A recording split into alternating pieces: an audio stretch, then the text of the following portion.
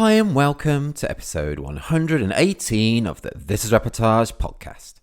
My name is Alan Law. I'm the founder of This Reportage and This Reportage family, and I'm a photographer too.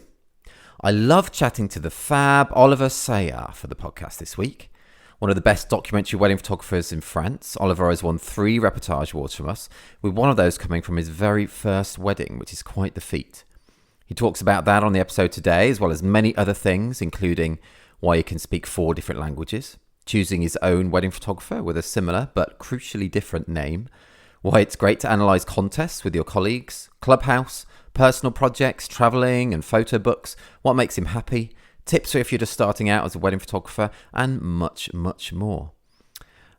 Before we get on to Oliver, just a little sorry from me about the delay between the last podcast episode's release and now. I really did have best intentions to keep up with the podcast, but it's a lot of work. I enjoy doing it, but it's a lot of work. But also, it's just me just doing this reportage family, and I have my own weddings to shoot as well. So I'm really doing the best I can, but some things have just gone, just a bit more delays than normal. So I do apologise about that. And I need to point out that I actually spoke to Oliver back in July. So this podcast is a couple of months old from when we recorded it. Sorry, Oliver. And so some of the stuff that we may talk about is maybe a bit out of date, but most of it is still going to be really relevant, and I hope you still enjoy it. So yeah, I hope everyone is having a good season. Mine is coming along nicely. Not too many more for me to shoot now, and yeah, it's all been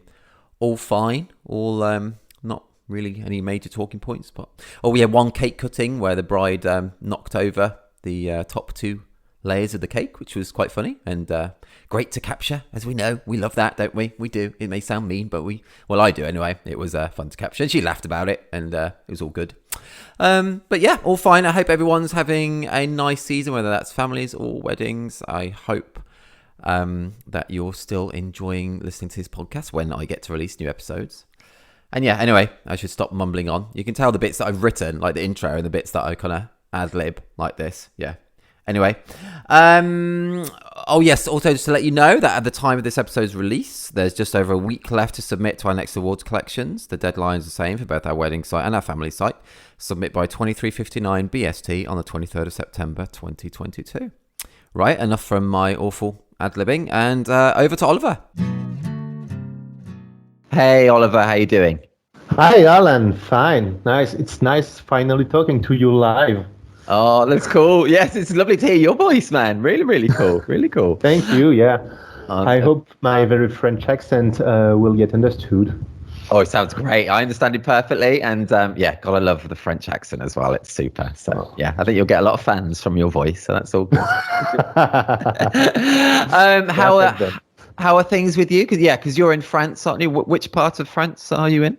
Okay, so I live in a very small town. It's called Langres. It's it's in the northeastern side of France, but okay. Yeah, it's in the middle between Paris and Lyon. Oh, okay. Nice, cool, nice. I've only been to France a couple of times, so my French geography is really bad, but yeah, I've loved it being there. Have you ever been over to England? I've made a 3 weeks travel when I was a student, so maybe something like 10 years ago now. Oh, cool. Where did you go? I went to Scotland, I went to London, to a little bit in the Wales and in Bristol. Oh, wow, all over. Oh, that's cool. And yeah. Did you enjoy it? Yeah, a lot, yeah. I really enjoyed Bristol because... Oh, right, yes, it's a funky place, Bristol. It looks like I come from Bordeaux, next to Bordeaux. I grew up there from Bordeaux, and Bristol reminded me a lot of Bordeaux. Oh, really? Oh, that's cool. Cool.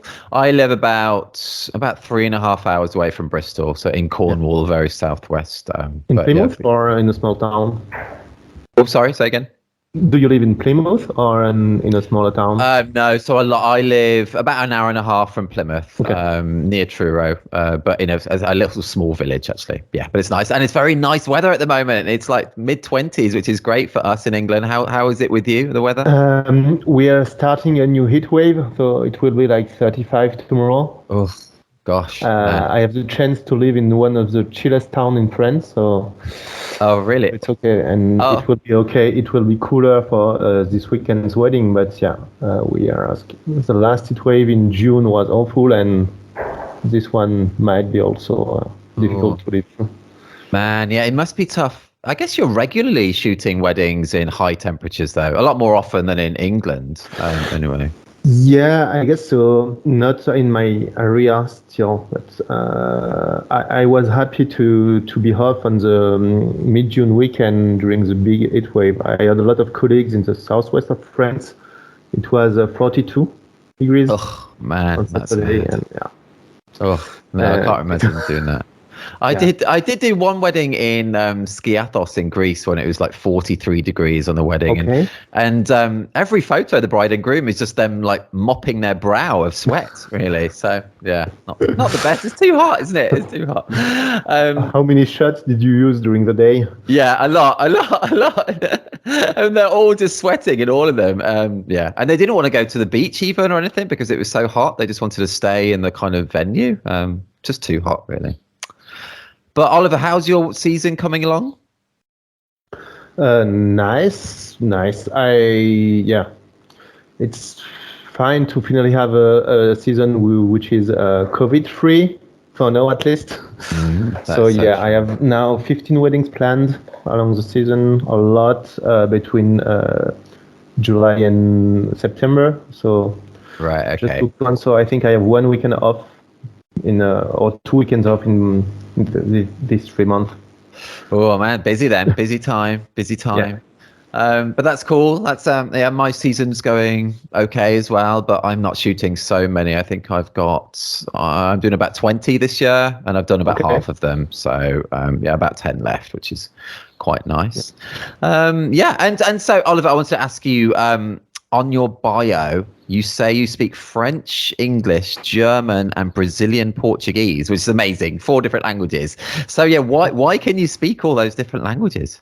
Well, my mother's Brazilian, so I grew up listening to both languages. I grew up in France, but I traveled a lot to Brazil when I was a child. So cool. yeah, Okay. I learned to learn Portuguese like that, even if I cannot write it really properly because I never had any grammar lesson. But right. Okay. this and then during my studies, I spent 3 years in Berlin. Oh, cool. Berlin. Lovely. Oh, cool. Yeah. So I had learned maybe 10 or 12 years German at school before that. But yeah, I didn't know how to speak German when I arrived in Berlin. Wow. And then you were studying there, did you say, in Berlin? Oh. Yeah, I studied in Berlin. Engineering. Engineering. Oh, yes. I'm going to ask you about that. Cool. What was it like living in Berlin? Because it's such a funky city. I've only been once. Yeah, it's an amazing place. And especially as a student, the freedom of the city is incredible. And you can do whatever you want. You can be whoever you want. You can party anytime you want. That sounds good. And yeah, I love the city so much. And I was deeply in love with Berlin. Oh, that's cool. Did you pick up the German quite quickly then? I guess you must have to. But yeah, I could speak a little bit before, but maybe the first semester was really tough to understand the teachers, and after 6 months it was okay. I could understand quite good the lessons. That's cool. So yeah, all those and English as well. How can you speak English so well? Just because English is so easy, so much easier than German. So when you start to learn German at school, when you add English to that, it's quite easy. Oh, really? That's funny. Yeah, and I watch a lot of movies and TV shows in English. I also read a lot of NBA related articles in English. Oh, okay. Oh, basketball stuff. Yeah. Oh, another basketball fan. That's funny. I've spoken to a couple of people on the podcast who are really into basketball. That's cool. Did you watch that Michael Jordan Netflix series? Yeah. It was really fun. It was good, wasn't it? That was really good. It's cool. Man, it's so good though being able to speak so many different languages like that. I am very, very jealous. I did German at school and like A level, and I did work experience a bit in Germany, but that was when I was 17, a long time ago. I've just forgotten it all, really. Do you use German much anymore? I used to before COVID. I traveled a lot to Germany and until 2020. I still have a lot of friends there. I still sleep when I go to Berlin in my old shared apartment with my old roommates, flatmates. That's nice. And so I try to market. I didn't do that. I didn't find one yet, but I try to market to German-speaking couples that are coming to marry to wed in France. That makes sense. Basically, I'd be a nice fit.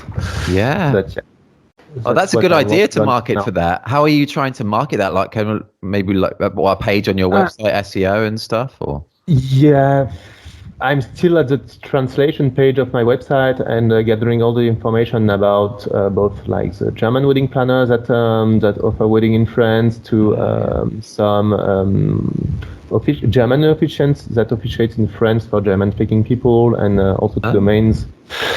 That's my plan. That's good, though. A really good idea. Yeah, a really good idea to do that, because I guess people coming over from Germany would love the fact that they could speak German with you as well. But then you have all the local knowledge as well, and obviously speak French as well. It's perfect. Yeah. Have you ever done a wedding in Germany? No, I don't yet, but I have next year I've booked a couple that lives in Berlin and that is going to marry in France next to my place. So nice. She's French from here and is from Berlin, and I hope I get the chance to do an engagement session with them in Berlin before the wedding. Oh, that would be very cool, wouldn't it? Yeah, that would be very cool. The only time I went to Berlin was on a stag do, when guys get married before they get married. Yeah. What do they call that in France? Enterrement de vie de garçon. Okay. So literally a funeral of a boy's life. Oh, really? That's amazing. That's so cool. We should call it that over here. Yeah. Oh, I love that. Right. That's so cool. So I was on a funeral of a boy's life over in Berlin, and we went to. Did you ever try any absinthe in Berlin? I don't remember. No, that means I wasn't beers. I drank beers in Berlin and Jägermeister. Oh yeah, nice. Well, it was the only time I tried absinthe. We went to an absinthe bar. I quite liked it. It was quite nice. Yeah, cool. Anyway, let's go back. Let's go off alcohol. Let's talk about your origin then into wedding photography, Oliver. So you mentioned, and I read that you trained as an engineer, but then I read that in 2017 you attended the wedding of a classmate, and from then on wanted to be a wedding photographer. So can you tell us about that? Your journey to becoming a wedding photographer. So I used to be an engineer, but I knew probably since the beginning of my career that I wouldn't be an engineer all my life. And really? Why? You're just not enjoying it? Not. Yeah, I don't know. I enjoyed the core of the work, but there is always this pressure to go up, to always do more, to always evolve in a better position, in a better to have more responsibilities, and that didn't interest me. Right, sure. And more personal matter, I always had this example of my father who left his job when he was 27 or so and went for 1 year world tour. Oh, cool. Okay. At a time where it was harder to make a world tour, make a tour around the globe than now, and just said fuck off to his good job, and he did that. And then when he came back, he said, okay, fuck off, I don't want to live in France. I go back to Brazil, and he lived there as a vagabond somehow, and I don't know if that's where he met my mother. Okay. Before they came back to France. So I always had this example, and I knew deep down that I wouldn't do a classical career. That's cool.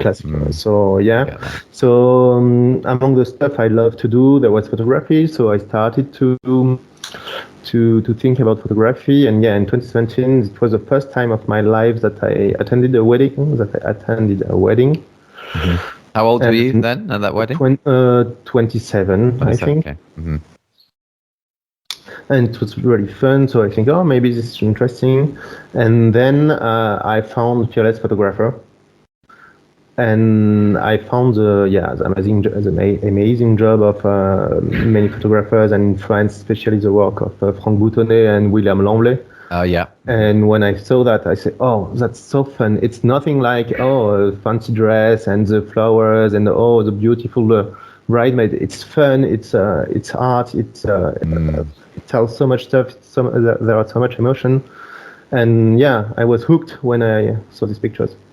That's cool. And yeah, those two photographers you mentioned are awesome as well. Very inspirational. Yeah. That's cool. So when you realized you wanted to do it, how did you go about doing it? How did you get your first weddings and how did your business grow?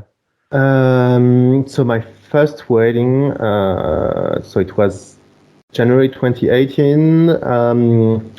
I already had started all the paperwork to have a company and stuff like that. I negotiated with my business part-time, so I had 1 day off a week, so I could have a little more time to develop my business, my photography business. So, and my girlfriend found me this first wedding from a colleague of her. Oh, cool. Married, so that didn't plan to have a photographer, so they said, yeah. I had information on Wednesday that I'd shoot my first wedding on Saturday. No, really? Gosh. That must have been scary. That must have been scary. Yeah. Maybe no. I didn't have the time to get scared. Oh, that's true. Yeah. So yeah, obviously it was for free, but it has been a very profitable wedding because that's where I shot my unpaid picture, with the two girls lying on the floor.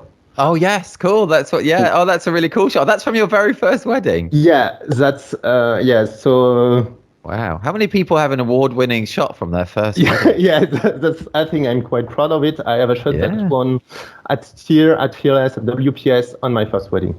That is proper cool. But on the other hand, I've never done a better picture than on my first wedding. No, I'm sure you have. Of course you have. You've won numerous awards, man, as well. Yeah. I've shot good pictures, but that's still my favorite. And I don't know if I'll do anything as good in my career. I'm sure you will. But that is very unusual to have such a striking, awesome capture from your first wedding. Man, my first wedding, not award worthy at all. Man, all my work from my first wedding is so bad.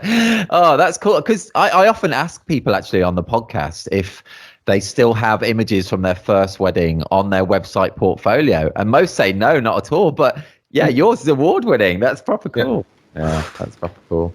So then, so when you did that first wedding, what was your what was your photographic experience before that first wedding? Had you used a camera a lot though? Is it like just for fun? Yeah, I've started to use a camera in Berlin. So maybe it was 7 or 8 years ago as a hobby. I shot a lot of portraits and travel photography. Oh, cool. Yes, I'll ask you about that later. When I started to think about it in 2017, I trained a lot shooting portraits of friends. Cool. Yeah, get a little bit better. Yeah. And so then after that first wedding, and I'm sure the bride and groom were thrilled with the images. Did you proper realize, I really want to do this? And did you create a website yourself, or did you outsource, or what did you do there? Yeah, it's fun because on this very first wedding, I knew I had both. It was 2 a.m. and I had two thoughts filling my mind. First, this is awesome. I want to do that all my life. Mm-hmm. And two, fuck this earth. My feet, my knees, and my whole body was so sore. I couldn't fathom that before. But yeah. That's so true, isn't it? It's a hard work. It is. Yeah. So what did you do? Sorry, carry on. And then I built my first website alone, and I shot during my first year 2 other weddings, one on my own, another as second shooter, and then I had maybe enough pictures to have a decent sellable for a portfolio, and I did a lot, maybe 8 or 9 weddings in 2019. Cool. Okay. Yeah. So then stuff starting to steamroll, but yeah, I'm still not fully booked yet, and I still have a lot to do in terms of marketing. It's cool though. It's growing organically. Yeah, it's growing. Yeah. And you did, man, so good. You've not been doing it very long at all, and you're already so good. It's so cool. It's yeah, it's inspirational. It's really cool, man. Really cool. Cool. Okay, Oliver. Let's change tack. And you mentioned that you like watching movies and series. So, and you've listened to a few podcasts. You might know where I'm going with this. Yeah. I know. I'm scared. Because I haven't watched a lot of the classical movies. Like I've never seen The Godfather or Rambo or stuff like that, for example. So. Oh, okay. You've never seen Rambo? A few easy ones. Okay. Well, I've got some. What have I got? I've got some. A mix of easy and hard, I think. Actually, they're all quite hard. I think I'm looking here, but it'll be okay. It'll be okay. You've never seen Rambo though? Yeah. No. Wow, that's a good one. I've never seen The Godfather though either. Actually, never seen The Godfather. Yeah, maybe it's just me and you have never seen The Godfather in the whole world.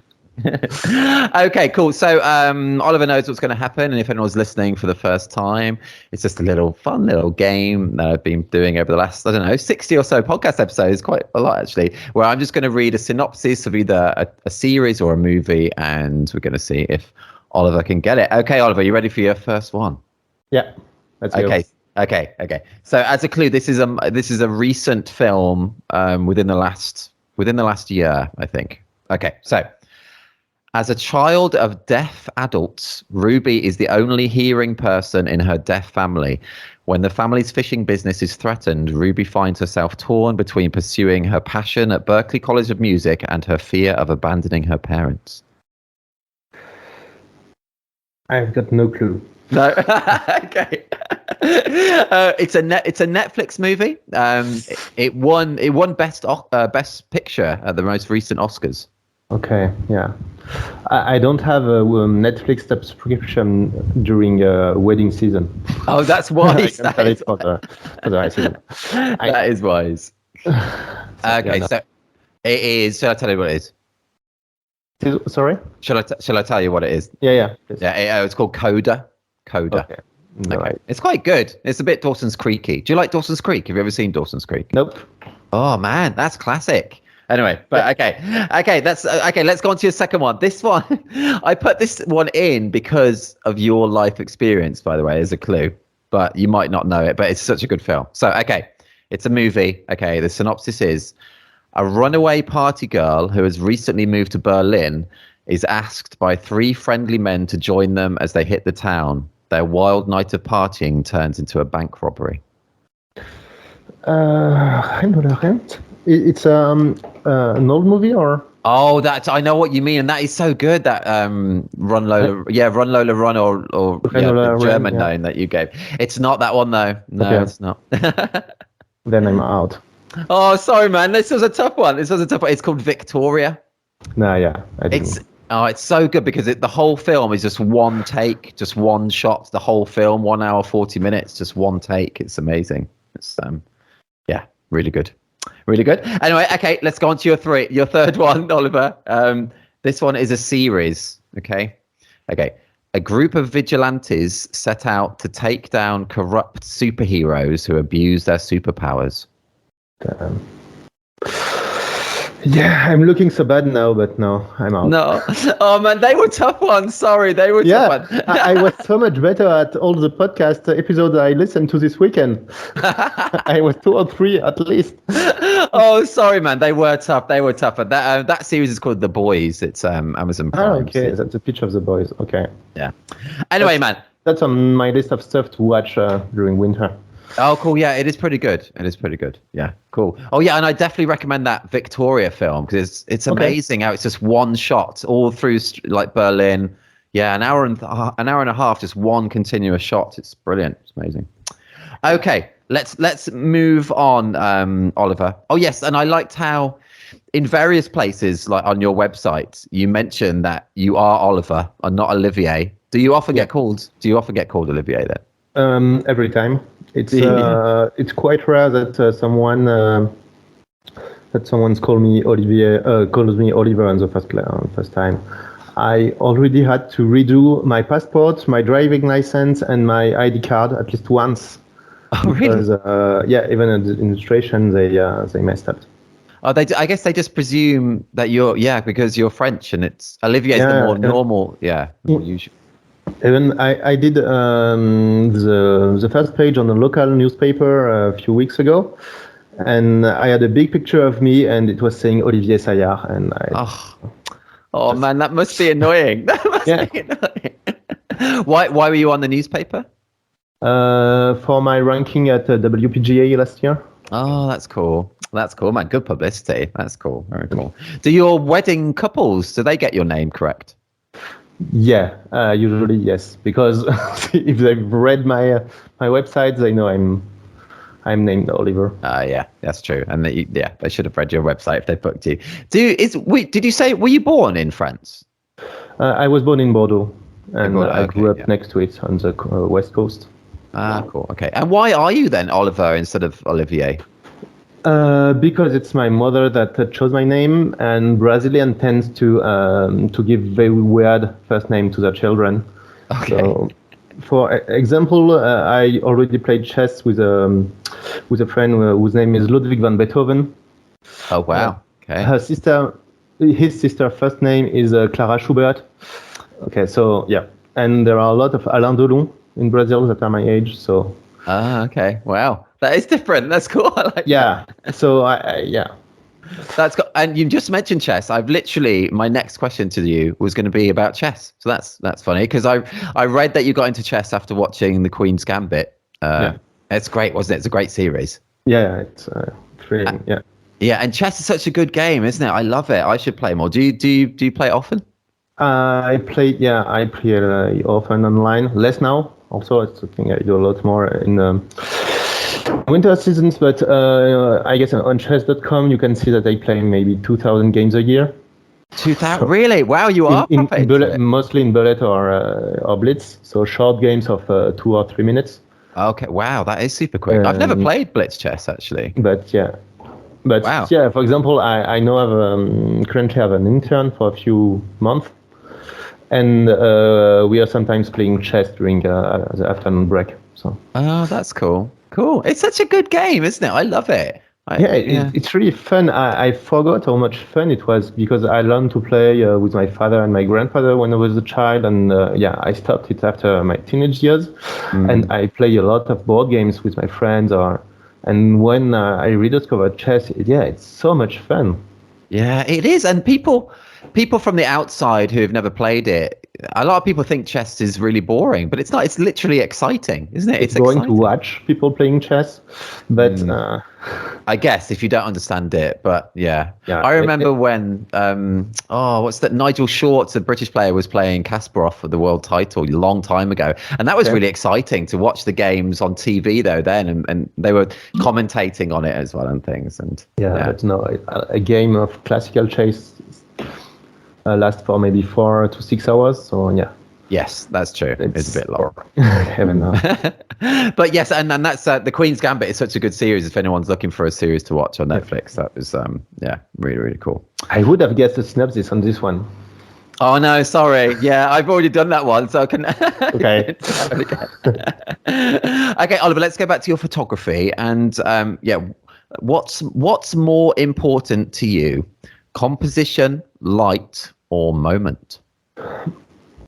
It's something I thought about, and it's something that changes during for me from time to time because there is a period where I'll focus more on composition to improve my composition, and then I'll figure that my moment and lighting skills are maybe not on par, so I focus more on lighting afterward, and then after a few months, maybe more on moment, and then it's a cycle.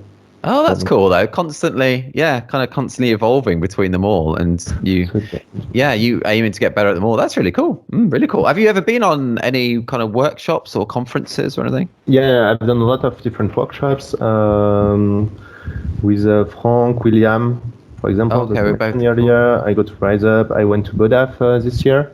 Oh, I've never been to either of those. Were they good? Yeah, I don't know. I got COVID at Bodaf, so it wasn't the best experience ever. No, that's not the best. So yeah, I'm going to Fearless for Ukraine next year. Yeah, that'll be great. Oh, that's cool. I enjoy going to conferences as well. It's super. It's just so good to be around like-minded people as well, isn't it? Meeting people that value also wedding photography as much as you do, and spending day with them and trying to understand how you can be better, what you can do better for the couple, how to tell a better story, how to make a more meaningful work. That's always really amazing, and also great to meet people, because that's how you meet people in an otherwise very lonely job. It's so true, isn't it? Yeah, it is a lonely job. I've made a lot of friends there. I've found my own wedding photographer in workshops. Oh, really? Oh, cool. Oh, are you about to get married, or you are married? Yeah, I'm getting married next year, and you know him. It will be Olivier Bolt. Oh, cool. My photographer. So you. Oh yeah, because I spoke to him on the podcast. Despite his very bad first name, I chose him to be my wedding photographer. Oh yeah, that's so what a coincidence. That's really funny. Oh man, that's going to be awesome. I look forward to seeing the images from that as well. That's going to be cool. Oh, and where did you meet him then? At which conference was that? I met him first at Franck Boutonnet's workshop in 2019 in Paris. Mm-hmm. I've shot a second for him in Nice Wedding, and we've met again at Rise Up and Bodaf. Cool. And now he's going to be your photographer. Oh, that's awesome. Yeah. Wow. Olivier on Oliver. That is, man. That is cool. Oh, cool. Yeah. And I spoke to him for a podcast episode a while ago, and he's just lovely, isn't he? He's super nice. Yeah. Cool. With his very strong South French accent. Yeah, all right. Yes, he does sound cool. Yeah, like you. You both sound cool, though. You both sound very cool. Okay, thanks. Yeah, it's true. It's true. Was it hard for you to, did you have lots of people in mind, or was it tricky as a photographer yourself? I must imagine it's quite hard. Yeah. Yes and no. Yes. Yeah, because I've thought about it a lot. Like the whole.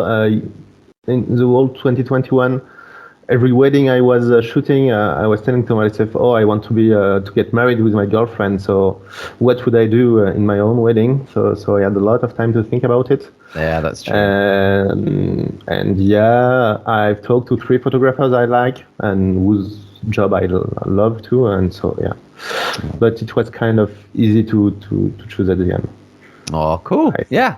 And he's so good and such a lovely guy. So yeah, that's going to be awesome. Are you getting married? Is it in France where you get married? Yeah. In where we live in our small town. Nice. Langres. Is Olivier? Does he live near to you or? No, he's in Perpignan. It's maybe a 7-hour drive. Oh really? Oh wow, cool. Wow, worth a journey though. That's worth a journey. Oh, cool, man. Well, all the best for your wedding as well. Are you going to give Olivier like a group shot list of about 100 groups to do? And I'm not sure about that. No, probably not. That's funny. And back to your photography, Oliver. Do you have a favorite lens or a favorite focal length at all? Yes. My favorite lens is a Canon 135 f2. Oh yeah, cool. Which I love of it, but the lens I use the most is definitely the 24. Oh yeah, I love that as well. So maybe I use a 135 for maybe 10 or 20 shots in the whole wedding, whereas not 50% of more than 50% of my work is done with the 24. And yeah. And if I could use only one lens, I'd use the 35, I think. Okay, cool. So with the 24 that you use a lot, though, does that mean you're very close to the action a lot of the time? Yeah. People can breathe me. and during the party, I'm on the dance floor, I use a 40 millimeter, so that means I'm even closer to people. Oh right, wow, gosh, that's. Have you always been just some people are nervous about getting so close to people? Has that never been an issue for you when you began your weddings? Did you always get in close right away? Yeah, I think it felt natural for me, and I never really felt conscious about it. Yeah, that's cool. Yeah, that's cool. Yeah, I'm the same. I shoot most of mine, about 80% at the 25mm on my Sonys. I just love getting up close and that intimacy and just being around everything. Yeah, I love it.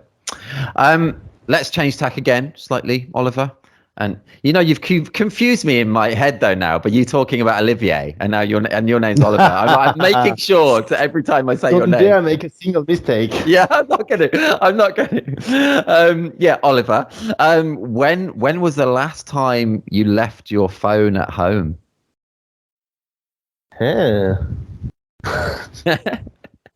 Good question. Yeah, sometimes maybe. Really? Yeah, a few weeks ago maybe. Oh, really? Okay. Wow. Gosh. Yeah. See, sometimes I go. Sometimes I go to the city center without my phone. If I have just a couple of errands to do, maybe I can leave it. Well, that's good going. Or maybe what? Sorry. For maybe half an hour, I can. Half an hour. Yeah. Well, half an hour is better than me. Yeah, I can't even remember, honestly, the last time I left my phone at home. I can't remember. I don't think maybe I've ever done it in the past 5 years or so. It's bad, isn't it? It's bad. Yeah. Are you on it all the time? Do you because a lot of photographers, me myself included, can find it hard to not procrastinate, when we're editing, to be looking at our phone like every 20 minutes or something. How about you? Do you find it easy just to concentrate, or do you procrastinate? No, I have something amazing with a group of French photographers. We use maybe Clubhouse. Do you still know? Oh, yes, I remember Clubhouse, yeah. So, it was all the rage maybe 1 year ago, but I still use it, and we have always a room of photographer during work days where, maybe we have maybe 15, 20 usuals that come when they want. So when I'm post-processing, I'm talking to them like we are working on an open office. Ah, that's super cool. It's making me focusing a lot more on post-processing because, What a good idea. Ah, that's so good. Yeah, that's perfect. That's really good. And I was going to ask a very stupid question. I'm not going to ask that one. But so Clubhouse, as you say, it was really popular especially during the kind of pandemic time, wasn't it? Yeah. I didn't know it was actually still going. Actually, it annoyed me because it sent so many notifications. There were so many notifications, so I kind of stopped.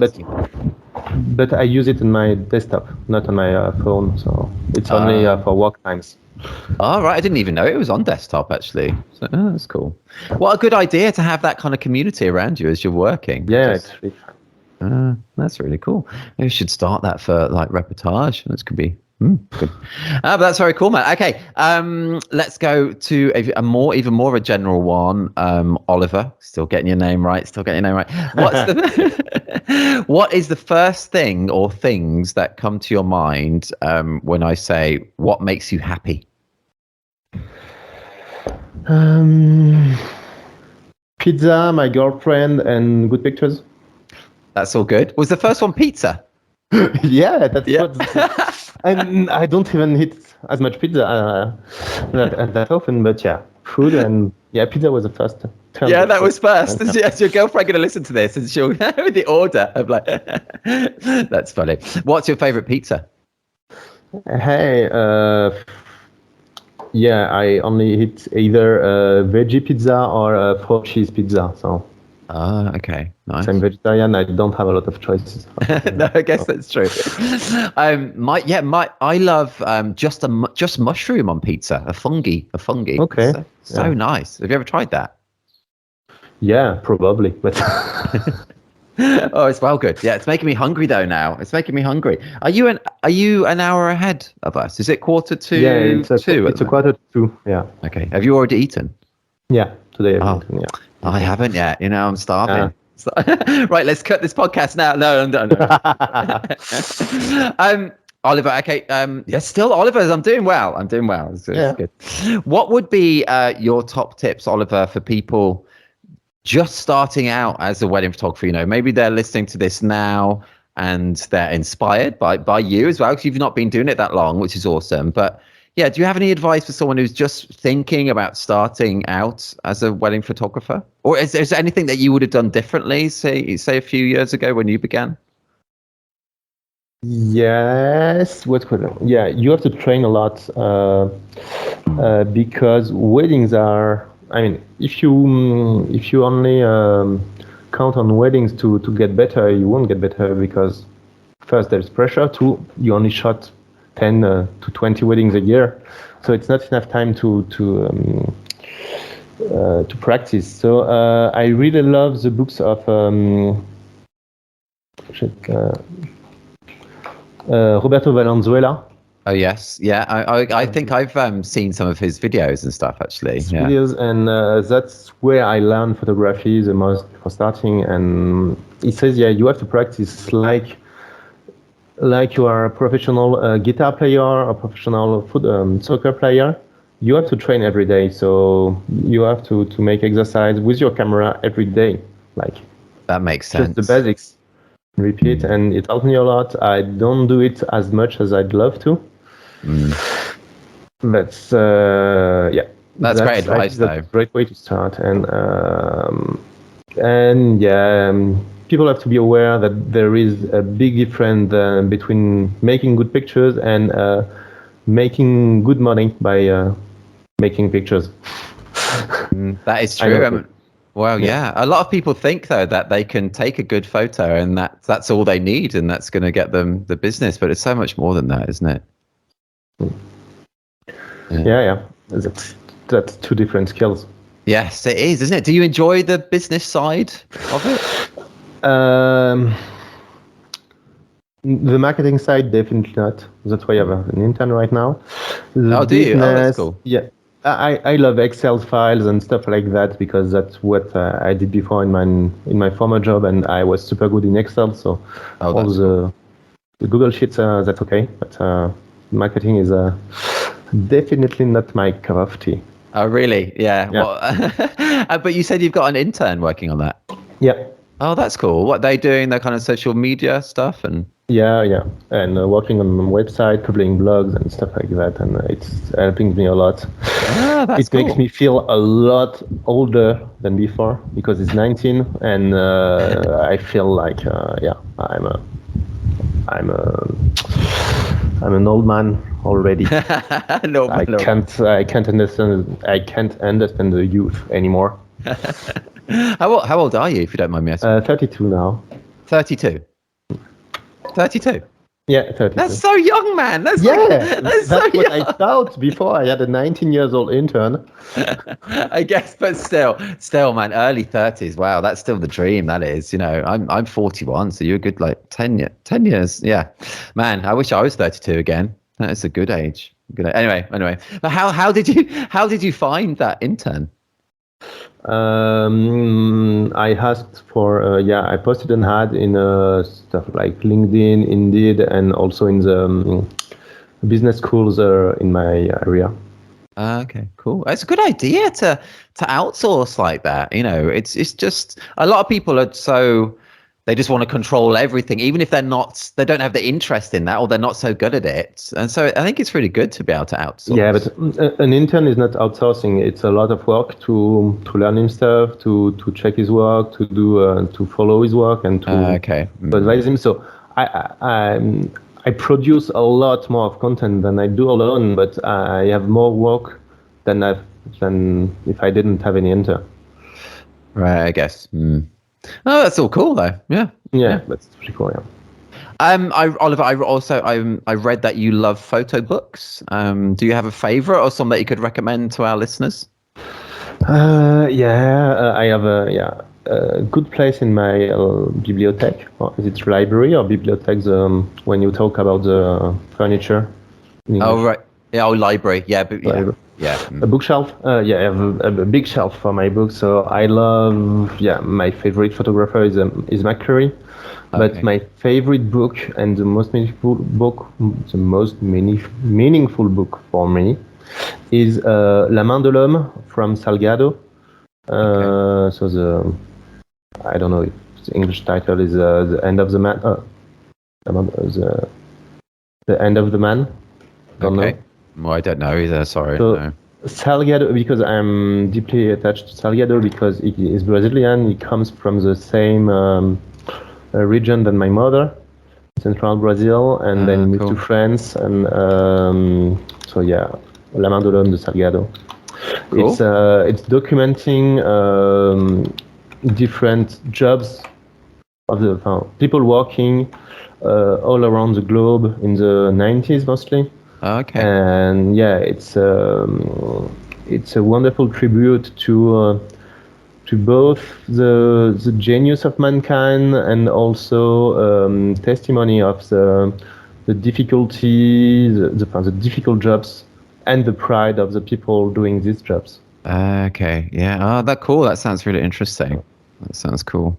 Cool. You know, I own hardly any photo books. So again, that's something I should properly look into. I'm just looking around my room now to see how many I've got. I've got hardly any. So yeah, I need to do that. Something else that I need to do. I always have so many things to do after talking to someone on the podcast. I don't know. You find time to listen to all the advices you get in your podcast. No, that is true. That is true. But yeah, but I really need to do that though. I think that would be really good to get into. Yeah, and thank you for that specific recommendation. That's really cool. And we mentioned it very early on, but you have quite a lot of kind of personal project galleries on your site, which is great. And can you tell us more about those and your travels? You seem to have been all over. Yeah, I travel a lot with my girlfriend. When I was younger, I traveled a lot in Europe, and then with my girlfriend, we went to Vietnam, Cambodia, Turkey, Cuba, Morocco. Wow, gosh, yeah. India also. Yeah, India was a difficult one. I travel a lot, and I'd love taking pictures of people there and in the streets. Is that doing like street photography, or is it it's kind of street photography, but I also feel guilty that I don't do that much street photography in France, and that I wait to go in exotic places to take pictures. And I'm not really proud of this aspect of my work or non-work. Oh, really? But no, you shouldn't feel guilty about that, though. Yeah, I feel a lot of guilt about what I do. That's me. Do you? What do you mean? Why? Why?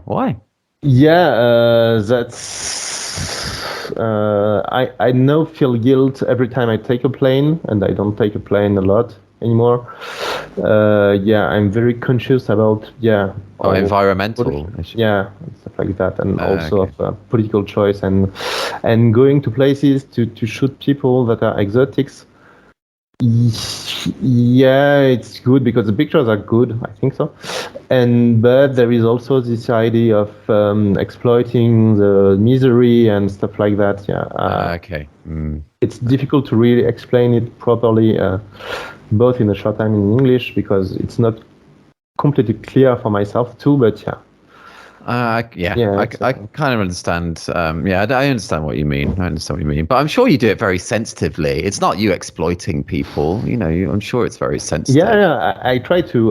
But how do these people receive it? Because some of them get my pictures. I try to send to mail some prints to people when I can.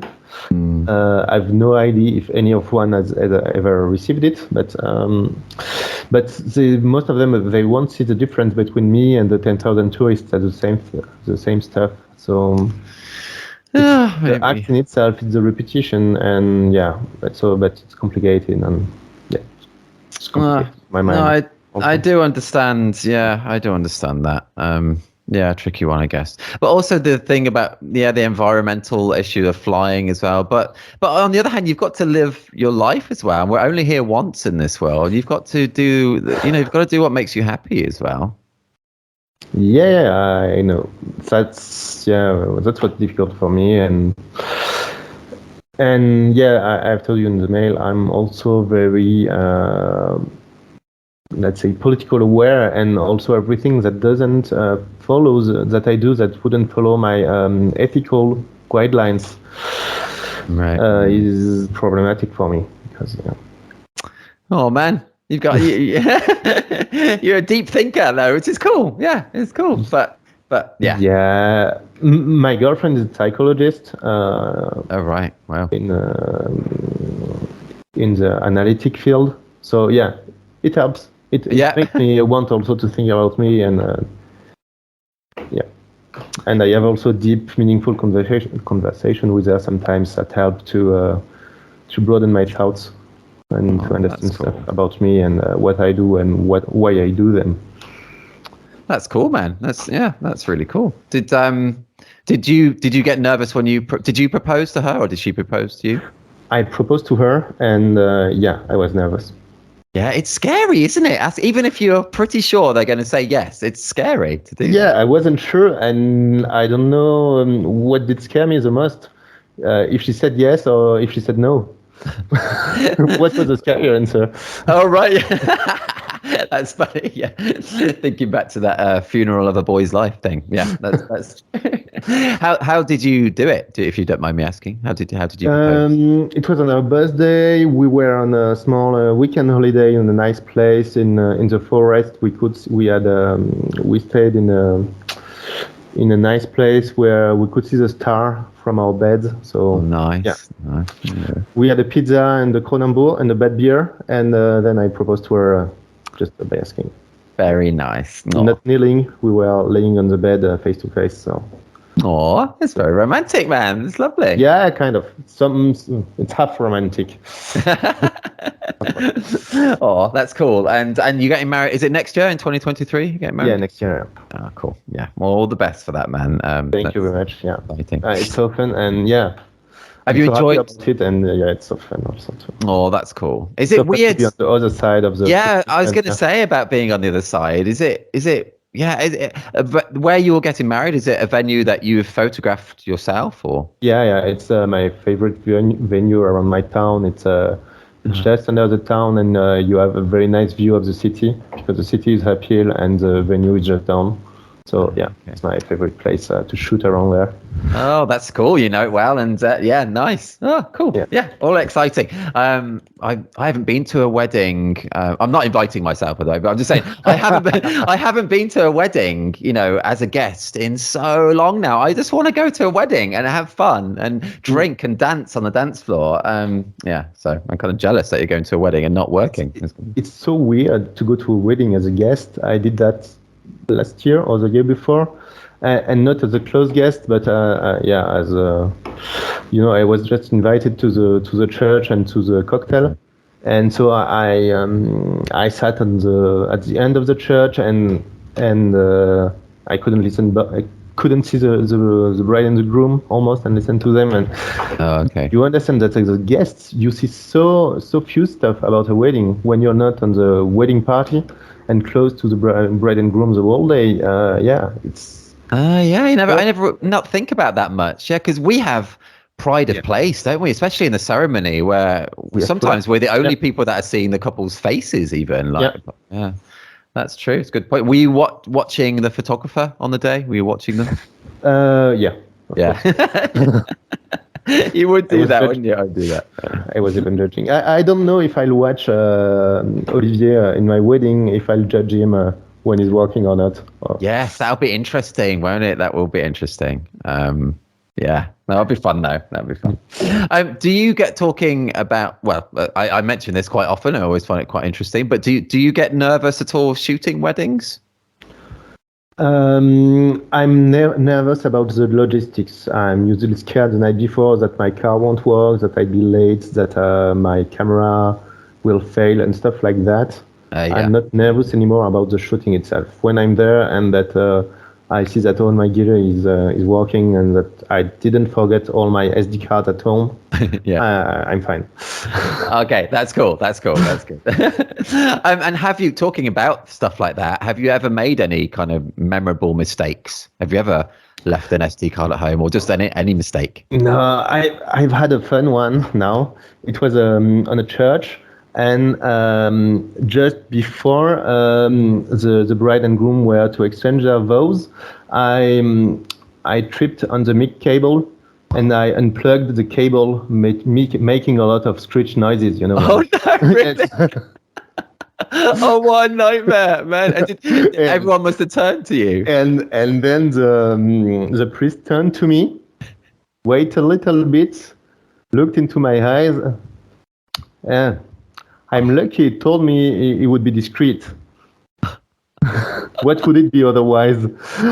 And I felt so bad, but actually everybody laughed, and it was a funny moment for the people. But me, yeah, I was feeling so bad, and I didn't make a good picture in the next 5 or 10 minutes because, yeah. Oh yeah, it would shake you. Yeah. But no, it's a funny one. And after that, everybody told me at the end of the church that it was funny, and the priest was joking, and it smelled, everything lighter for everybody, and it was a good move. Oh, that's cool, man. I love stories like that. That is a good one. That is a good. Oh, I can see it in my mind's eye that happening, and I can feel. Oh, yeah, I totally understand not taking a good photo for 5 or 10 minutes afterwards. That would I'd be shaking, I think. That's so cool. Yeah. We all do stuff like that. It's awesome. Awesome to hear. Oliver, still getting your name right? Still getting your name right there? Yeah. Right. I've just looked down and we have spoken. It's getting towards the hour. It's flown by. Really enjoyed talking to you. So got time for another last question, if that's okay. Sure. With my pleasure. Oh, yeah, it's been so much fun, man. It's been so much fun talking to you. It's so cool. Let's do this one. So, yes, Oliver, what would be your top tips or your advice or just your thoughts to help someone become better at the documentary side of wedding photography? You know, any ideas, anything that's in your head about, helping someone improve their documentary? Playing seriously at wedding contests. Oh, yeah. That's cool. For example, this is Reportage, and that's all a good contests that awards reportage style pictures, but not only playing, but taking time with colleagues to understand your work, to see your work together, to see what could be improved, to watch or spend a lot of time looking at the winning pictures and understand what they can tell and how good they are at telling that. That's good advice. Do you do that with the kind of people in your Clubhouse kind of chats? In Clubhouse and also with other groups of French photographers, that's a good idea. Do you also help each other with your submissions, beforehand and go through your each other's portfolios and say what you think would be good for? Or not on our full portfolio, but on a selection of image. Maybe okay. I have 20 images. Which one should I play? That's good. For the next round, advice. Cool. And it's been interesting. Was it easy for you building that kind of community, getting into a community like that for you? Did that come about from kind of going to workshops and going to conferences, or did you reach out to French photographers? Yeah, going to workshops helped, being spending a lot of time on Facebook, on social groups also. Okay. Yeah, and winning awards also helps because you get some kind of legitimacy in order to be there and to advise people. And that's true. Cool. Oh man, that's great advice. And dude, it's just been so fun talking to you. I've really enjoyed it. Thanks. Yeah, me too. It's really nice. I should do that more often. Well, it helps my English because since COVID started, I don't have a lot of opportunity to talk English, and it's getting rusty. Well, it didn't sound rusty, man. It sounded great. Gosh, I wish I could speak another language like you can. And you can speak four. It's amazing. You don't need to. You speak English. Oh, no, but it's so bad. That's so bad, isn't it? No, I really wish. Another thing to put on my to-do list, but I think it's a bit late in my life maybe now to become fluent at another language. But yeah, I'm not sure. Yeah, I guess I could. You should move to France, and then in maybe only 6 or 7 years, you'd be able to speak a little bit of French. That's funny. So you can do it before your 50s. Yes, I guess it's just about time. Just about time for that. I haven't been to France in a while. The last time I was in France a few years ago for a wedding, I've shot 3 or 4 weddings in France, and really enjoyed it. Where? Oh man, I'm so bad with. I think one was near Toulouse. I think I did one in Avignon. You know Avignon? Okay. Yeah, they hired out their bridge like the night before just for a kind of pre-wedding party on the bridge. Cool. Yeah, it was cool, wasn't it? It's crazy, yeah. Yeah, they were super rich. I need another one where they chartered a plane for all their guests from England to France. It cost them like 70 grand, like just for the plane. It was silly money. Not all my weddings are like that at all. But yeah, those are good times. But it always rains for me on destination weddings as well. Whenever I do weddings abroad, it always rains. So you're bringing Britain with you. Then. Yes, exactly that. Yeah. That's funny. I'll never get booked for destination weddings again now, if any potential brides or grooms listen to this, but that's funny. Man, and anyone listening now, do head to thisreportage.com and I'll include a link through to Oliver's website. And also actually the Reportage Award that we kind of briefly spoke about from your very first wedding, which is, amazing, man. I'll include that there.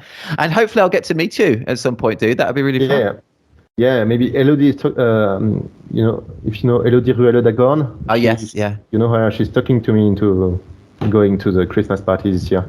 Oh, that'd be awesome if you can make it, man. That would be so cool. So cool. Oh, she's so fun, isn't she? Have you met her before then? Yeah, I know her. Yeah, that's one of the photographers I met on social, and that is now a friend. Last week, I had a few hours between two trains in Paris, and I stayed at a place, and we went with other photographers. We went cool. to have lunch together, and yeah.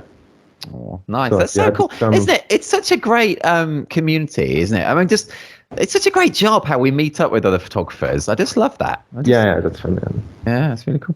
Man, dude, all the best for the season ahead. I hope it goes well. And yeah, hopefully I'll meet you at the Christmas party. That would be awesome. Maybe, I'll see if it fits in my schedule, but it looks fun. Oh, it is fun. It is fun. Cool, man. Thanks so much for chatting. Thank you so much for your time. It was a pleasure. Have a nice day. Bye-bye. Bye-bye.